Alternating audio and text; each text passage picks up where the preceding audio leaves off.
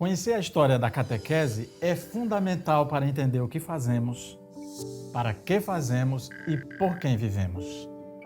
Hoje, o foco da catequese são as crianças. Pois é, Padre Iraildo, mas nem sempre foi assim.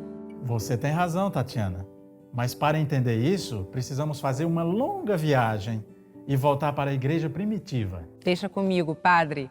A catequese e a iniciação cristã eram uma realidade presente em algumas comunidades nas origens do cristianismo. Após a ressurreição e a ascensão de Jesus, os apóstolos percorreram o mundo e em cada viagem, outros povos considerados pagãos eram alcançados e evangelizados. Por conta dessa nova demanda, os adultos que eram batizados precisavam ser conduzidos à conversão, profissão de fé e a participação na comunidade. No século II, em várias comunidades do Oriente Médio, Grécia, Europa Mediterrânea e Norte da África, a iniciação já fazia parte do processo de evangelização, que durava entre 3 e 4 anos. Foi no século VI que a catequese começou a ser oferecida para as crianças e o catecumenato desapareceu e se perdeu na história. Durante toda a Idade Média, a igreja não tinha sequer um vestígio de conhecimento sobre a iniciação cristã. E só depois de 300 anos, a catequese voltou a ser incentivada, valorizada e alvo de muita atenção. Em 1808, o Brasil foi palco de um momento histórico que nos marcaria para sempre. A família real chegou nas terras tupiniquins. Isso diz muito sobre nós e sobre nossa cultura. Em geral, o povo brasileiro foi criado no berço do cristianismo. Mas como será que foi essa evangelização? Você já se perguntou como foi esse processo? Essa é uma pergunta maravilhosa, Tatiana. No Brasil, a história da evangelização se confunde com a história da catequese. Mas nós precisamos voltar ainda mais nessa fase para entender como fomos evangelizados. Em 1532, as primeiras paróquias foram fundadas. De 1538 a 1541, os padres franciscanos instalaram a primeira missão formal em Santa Catarina. Em 1549, os primeiros padres jesuítas chegaram ao Brasil. Uau! Quantas datas, Padre Iraildo! Esses padres jesuítas foram responsáveis pela implantação da catequese aqui no Brasil, certo? Isso mesmo. Em 1759, o Marquês de Pombal expulsou os jesuítas do país. E a catequese oficial entrou em crise, favorecendo a catequese popular, o que foi bom. O que também motivou a devoção aos santos e a intersecção de elementos católicos com elementos das religiões indígenas e africanas. O nome disso é sincretismo religioso. Muito bem, Tatiana. Agora que demos esse panorama, podemos falar sobre a chegada da família real no Brasil. Os séculos XIX e XX, período que contempla a vinda da família real para o Brasil, foi conduzido pelos bispos reformadores.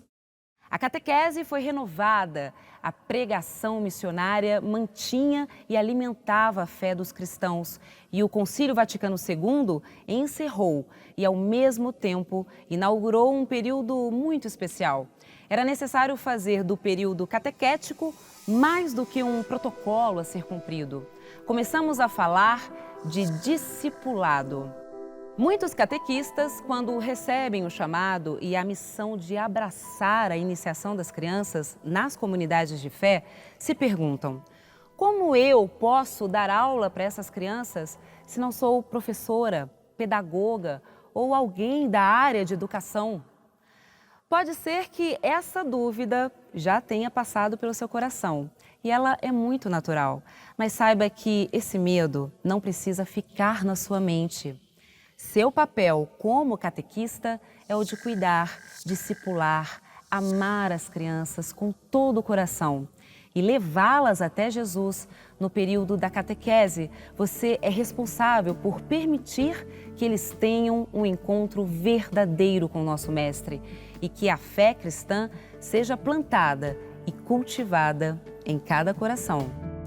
Por isso é tão importante que você sempre vá além dos livros.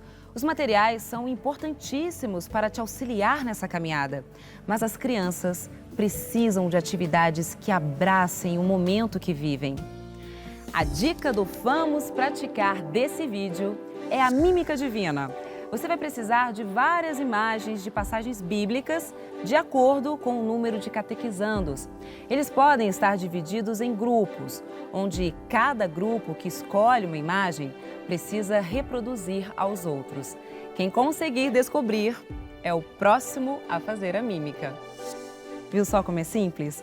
Nessa brincadeira, você pode analisar quais crianças são mais competitivas que as outras e encerrar o encontro falando sobre como Jesus gostava de trabalhar em equipe. Se você quiser aprofundar seu conhecimento sobre a história da igreja e da catequese, nós recomendamos que leia o livro base de todos os nossos vídeos. A obra Ministério do Catequista estará disponível aqui na descrição para você, junto com Mistagogia hoje. E comente aqui como foi a experiência de fazer a mímica divina. Nós vamos amar saber.